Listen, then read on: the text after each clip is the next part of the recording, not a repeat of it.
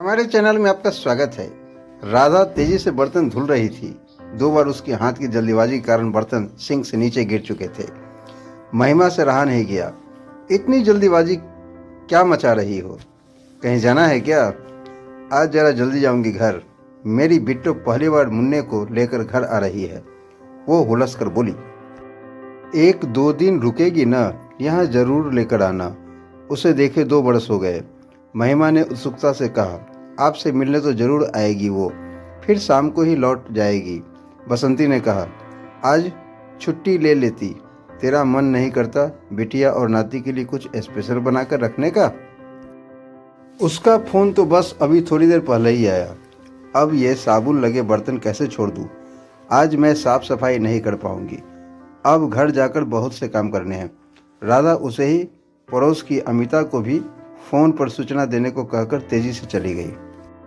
महिमा राधा की हड़बड़ाहट समझ रही थी, मगर ये ममता, वात्सल्य, प्रेम उस समय कहाँ चला गया था जब उसके कोर्ट मैरिज करने पर वो खून की प्यासी बन बैठी थी। उसने अमिता को फोन मिलाकर जब बताया कि आज राधा काम पर नहीं आएगी, पर जब कारण पता चला तो हैरान होकर बोली, क्या कह रही हो? पूरा परिवार उसके विवाह के बाद से खून का प्यासा बना बैठा था। आज सब भूल गई। अच्छा हुआ किसी की जिंदगी हो या कहानी, अंत में भला ही अच्छा लगता है। महिमा बोली, वैसे तूने तो उसकी माँ को समय पर चेता ही दिया था, मगर वो उसे गच्चा देकर भागी गई। अमिता खिलखिलाई तो वो न जाने क्यों इस हंसी में उसका साथ न दे सकी। उस दिन जब वो पहली बार महिमा के घर अपनी माँ के साथ आकर कपड़ा हाथ में लेकर हर एक सामान को कौतूहल और सावधानी से झाड़ने पोंछने लगी थी, तब उसने कहा था, इसे स्कूल क्यों नहीं भेजती हो राधा? इसका पढ़ने में मन नहीं लगता है। किताब देखते ही सर दर्द शुरू हो जाता है इसका।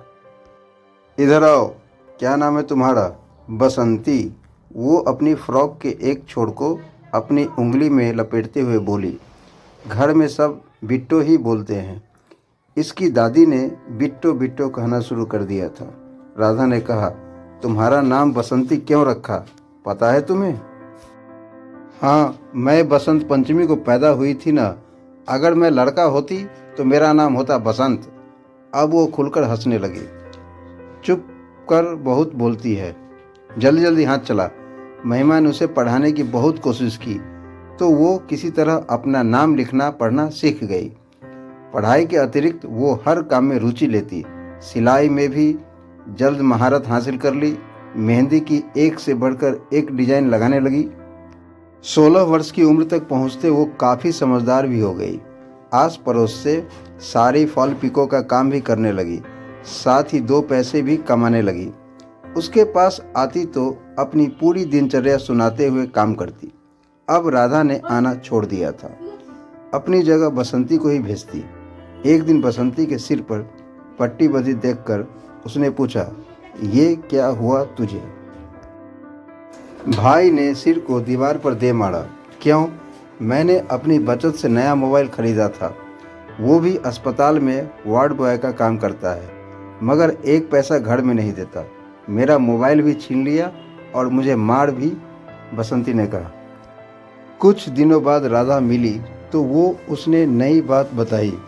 दीदी, आप दोनों घर के अलावा मैं इसे कहीं नहीं भेजती, लेकिन इस मोबाइल ने इसे बर्बाद कर दिया है। न जाने किससे छुपकर बात करती है। उस दिन इतनी मार खाई फिर भी उसका नाम नहीं बताया। मोबाइल में तो नंबर होगा, उसमें तो नहीं मिला। अब इसके भाई ने फ़ोन अपने पास ही रख लिया है। पता नहीं कौन सच बोल रहा था, कौन झूठ। अक्सर महिमा अपने फ्लैट आते जाते समय उसे सीढ़ी पर बैठकर फ़ोन पर बातें करते देखती। अपने घर वालों से छिपकर बात करने के लिए उसने नया फ़ोन और जगह तलाश ली थी। फ़ोन महिमा के घर में ही चार्ज करती, लेकिन अपने घर वालों से न जाने कैसे और कहाँ छिपाकर रखती, समझ नहीं आता। राधा या उसके बेटे को इस बात की खबर लगी तो वो जरूर मार खाती, मगर अब वो सावधान हो चुकी थी। एक दिन महिमा ने उसे बैठाकर समझाया तो वो तुनक्कड़ बोली, वो मेरे साथ शादी करेगा, बस मेरे 18 साल का होने का इंतज़ार है। कौन है वो, क्या करता है? भाई का दोस्त है, लेकिन हमसे नीची बिरादरी का है। उसकी सिलाई की दुकान है, मुझे वहीं से फॉल पिको तुरपन का काम मिल जाता है। ये नया मोबाइल उसी पैसे का है। तेरे भाई को नहीं पता जब तू उसकी दुकान पर जाती है? नहीं, वो हमारे घर पर ही कपड़े देकर जाता है और घर से ही लेकर जाता है। पैसे भी सबके सामने हिसाब करके दे जाता है। सबके सामने हम कोई बात नहीं करते, हम तो फ़ोन पर बात कर लेते हैं। पहले भी उसी के चक्कर में तेरा सिर फूटा था ना? नहीं, तब तो मैं किसी से भी बात नहीं करती थी। भाई ने झूठ बोलकर मेरा मोबाइल छीन लिया था। कुछ दिन बाद बसंती काम पर नहीं आई। उसकी जगह राधा आई तो महिमा ने सोचा कि इसे बसंती का सच बता देना चाहिए। आज बसंती क्यों नहीं आई? उसने बातचीत शुरू करने के लिहाज से पूछा। वो तो कल शाम से ही घर नहीं आई, भाग गई वो। अपने भाई के मोबाइल पर अपनी कोर्ट मैरिज का कागज डाला है उसने। अभी तो वो बसंती को अपने गांव लेकर चला गया है। भाई के हाथ पड़ जाए एक बार, फिर देखना दोनों का गला काट देगा। राधा क्रोध में गरजी, फिर खुद जेल चला जाएगा। तुम बुढ़ापे में अकेले बैठकर रोना। महिमा ने बात पूरी कर दी। सारी बिरादरी में नाक कट गई हमारी। हमसे नीची जाति में मुंह काला करवा लिया उसने। तुम उसकी पहली गलती पर मारपीट ना करके प्यार से समझाती तो वो तुम्हें धोखे में न रखती। अब वो मेरे जिए, हमें उससे कोई मतलब नहीं है। एक गलती उसने की है तुम्हें धोखे में रखकर, अब दूसरी गलती तुम न करना, अपने दरवाजे उसके लिए बंद करके। बेटी है तुम्हारी, उसके सुख दुख में तुम्हें उसका साथ देना चाहिए। मगर राधा महिमा की किसी भी बात से सहमत न हुई।